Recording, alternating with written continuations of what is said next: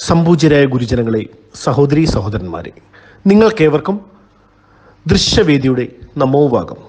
Professional നാടകരംഗത്തു നിന്നും സ്വാധീനം ഉൾക്കൊണ്ട ഞങ്ങളുടെ ഈ എളിയ കലാസംരംഭം ഒരു വൻ വിജയമാക്കി തീർക്കുവാൻ ജഗദീശ്വരനോട് പ്രാർത്ഥിച്ചുകൊള്ളുന്നു. ഒരു ചെറിയ അഭ്യർത്ഥന: ഈ വേദി ഒഴികെയുള്ള എല്ലാ ഡിവൈസുകളും മ്യൂട്ടാക്കി തരണമെന്ന് വിനീതമായി അപേക്ഷിക്കുന്നു. നിങ്ങളെ ഏവരെയും ഒരിക്കൽ കൂടി സഹർഷം സ്വാഗതം ചെയ്തുകൊണ്ട് ഞങ്ങൾ തുടങ്ങട്ടെ. ആൾരൂപങ്ങൾ. അഗ്രേ പശ്യാമി തേജോ നിബിഡതരകളായാവലീലോഭനീയം പീയൂഷാപ്ലാവിതോഹം തദനു തദുദരേ.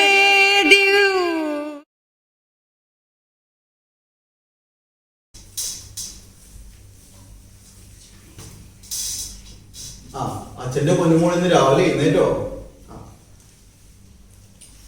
അമ്മയോട് അമ്പലത്തിൽ പോവാണോ? എന്നിട്ട് അമ്മ എന്തേ? ഓ, ബ്രേക്ക്ഫാസ്റ്റ്. മോനെ എങ്ങോട്ടാ രാവിലെ? ഒരു ട്യൂഷൻ തരാൻ പറഞ്ഞിട്ട് ആ അമേരിക്കക്കാരുടെ വീട്ടിലെ കുഞ്ഞിനെ മലയാളം പഠിപ്പിക്കുക. അപ്പൊ ഞാൻ ആ ട്യൂഷന് പോകാമെന്ന് വിചാരിച്ചു. പറമ്പിന്ന് കിട്ടിയിട്ട് ഇന്നത്തെ കാലത്തൊന്നും നേടാനില്ല. അതെ, നമുക്ക് ആ നാക്ക് തിരിയാത്ത കൊച്ചിനെ ആരുടെങ്കിലും കൂടെ പറഞ്ഞു വിടണ്ടേ? തീർച്ചയായിട്ടും. ശരി മോനെ, ട്യൂഷൻ പോയിട്ട്. എന്താ അച്ഛനും മക്കളും കൂടെ രാവിലെ? ഞാൻ എന്റെ മക്കളോട് കുശലം പറയായിരുന്നു. ഇന്നല്ല പിള്ളേച്ചനും മക്കളും വരുന്നത്. നീ അകത്ത് പോയിട്ട് ആ സഞ്ചി കൊണ്ട് എടുത്തേ. സഞ്ചി എന്തിനാ? ഞാൻ പോയിട്ട് കുറച്ച് മലക്കറി മേടിച്ചിട്ട് വരട്ടെ. ഇന്ന് വിഷുവൊക്കെ അല്ലേ, ഒരു സദ്യ വെക്കണ്ടേ? നീ എന്തെങ്കിലും ഒന്ന് കാട്ടിക്കൂട്ട്. കാട്ടിക്കൂട്ടലൊന്നുമല്ല, നല്ല സദ്യ തന്നെ ഒരുക്കി വെച്ചിട്ടുണ്ട്. സപ്താഹം നടക്കില്ലേ, അമ്പലത്തിൽ വരെ ഒന്ന് പോയിട്ട് വരാം. നീ വാടി പോകാൻ. ആഹാ, മാഷുമോളും വന്നല്ലോ. മാഷേ, വരണം. ഉള്ള സൗകര്യത്തിലേക്ക് അങ്ങോട്ട് ഇരിക്കാം. എന്താ ഭാസ്കര സൗകര്യത്തിന് കുറവ്? ഇതൊക്കെ തന്നെ ധാരാളമല്ലേ? നോക്കിയേ, ലക്ഷ്മിയെടുത്തെ പോലെ തന്നെ ഇരിക്കുന്നു സുന്ദരി കുട്ടി. എത്ര നാളായി കണ്ടിട്ട് അല്ലേ? ആ മോളെ ഹരിക്കുഞ്ഞിനെ അവളെ അന്വേഷിക്കുന്നേ. ഓ, അവനിപ്പോ വരും.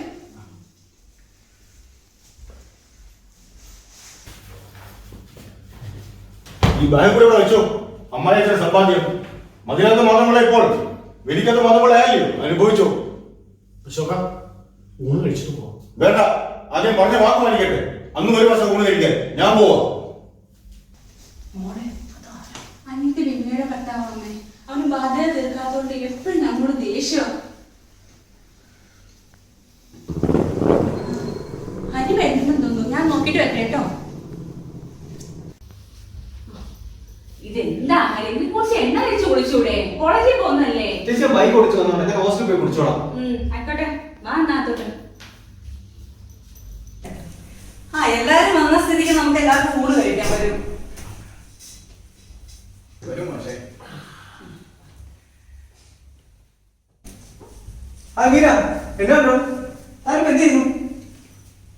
പ്ലസ് ടു ശേഷം ഒന്നും പോയിട്ടില്ല.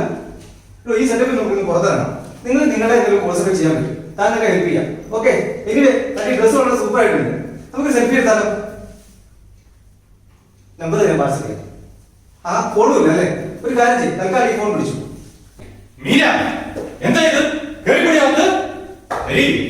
സോഷ്യൽ മീഡിയയും മൊബൈൽ ഫോണും ഒക്കെ അവനവന്റെ വ്യക്തിപരമായ ആവശ്യങ്ങൾക്കായിരിക്കണം.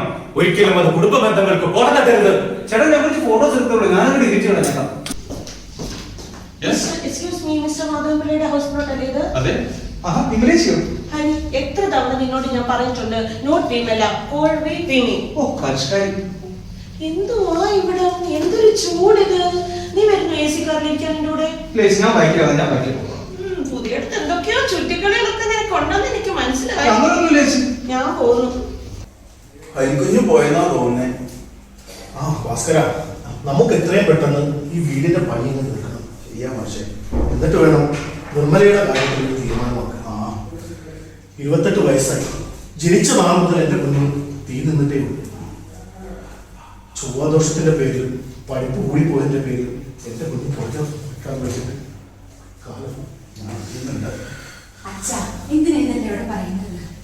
അച്ഛന്റെ പെൻഷൻ പൈസ അമ്മയുടെ ക്യാൻസറിന് എടുത്തത്, പിന്നെ വീട് വിറ്റത് അമ്മയെ കെട്ടിക്കാൻ വേണ്ടിയാണ്. അത് പിന്നെ അച്ഛൻ എന്നും വിഷമം. ഞാൻ PSC കോച്ചിങ് സെന്ററിൽ പോകുന്നില്ലേ, അവിടുന്ന് കിട്ടുന്ന പൈസ കൊണ്ട് നമ്മൾ കഴിയാനുള്ളതും ഹരിയുടെ ഫീസുള്ളതും കിട്ടുന്നില്ലേ. സാരമില്ല, അച്ഛൻ വിഷമിക്കാം.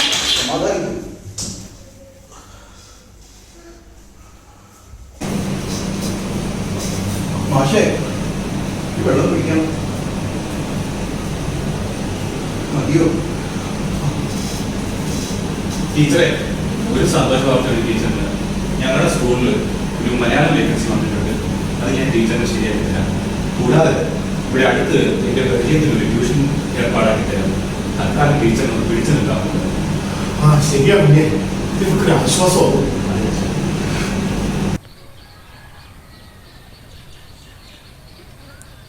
എടാ മോനെ, എടാ വീരെ കാണുന്നില്ല, കാണുന്നില്ല, അവിടെ കാണുന്നില്ല.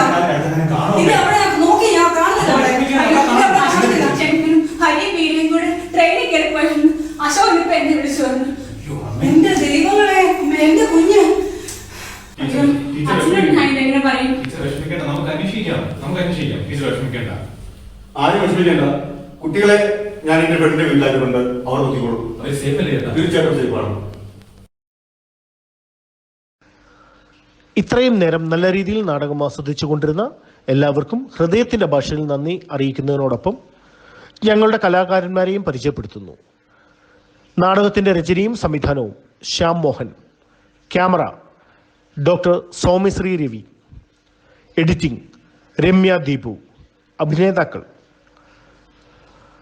മതിലകത്ത് മാധവൻ പിള്ളൈ, അരുൺ ഷാജി, ഭാസ്കരൻ, ദിനേശ് മല്യ, മനോജ്, രാജേഷ് രാജൻ, അശോകൻ, ഗോപകുമാർ, ഹരി ശ്യാം മോഹൻ, ശാരദ നിഷ ശ്യാം മോഹൻ, നിർമ്മല മഞ്ജു ദിനേശ്, വിമല ദീപ്തി ഭൂപേഷ്, മീര പ്രതി രാജേഷ്.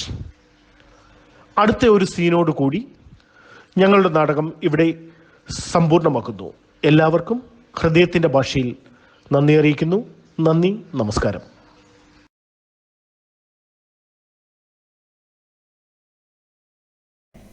മാഷേ, പിള്ളേര് പോയിട്ട് മാസം 6 കഴിഞ്ഞിരിക്കുന്നു. ഇപ്പോഴും ഒരു വിവരവും ഇല്ല. ഹരി വിളിക്കാറുണ്ടല്ലോ ഭാസ്കര.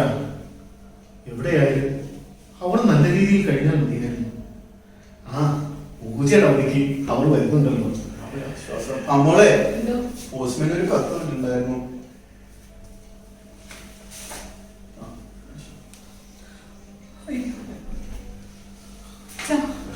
എന്താ മോളെ, ആരുടെയാ കത്ത്? ഒരു എയ്ഡഡ് സ്കൂളിൽ അപ്പോയിന്റ്മെന്റ് ഓർഡറാണ്. എനിക്കൊന്നും വിധിച്ചിട്ടില്ല അച്ഛാ.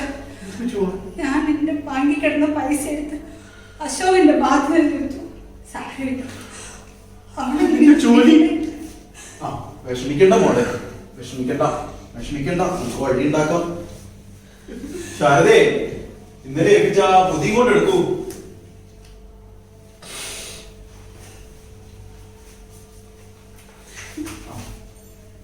മോളെ, എന്റെ മോൾക്ക് വേണ്ടി ചിട്ടി പിരിച്ച കാശ.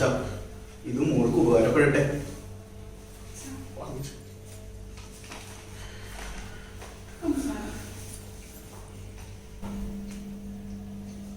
ഇതാരാ? അശോകന് മുമ്പിലല്ലേ വരുന്നത്?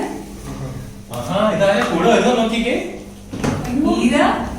മോളെ, ഇപ്പൊ എല്ലാം സന്തോഷമായില്ലേ? ഇപ്പൊ എല്ലാം കർഷകർക്ക് സുഖം മനസ്സിലായല്ലോ. ഞാനൊരു കാര്യം പറഞ്ഞോട്ടെ, ചൊവ്വാദോഷം ഒന്നും ഞങ്ങൾക്ക് പ്രശ്നമില്ല. ഇവിടെ ഞങ്ങൾക്ക് ഇത് തന്നുകൂടെ?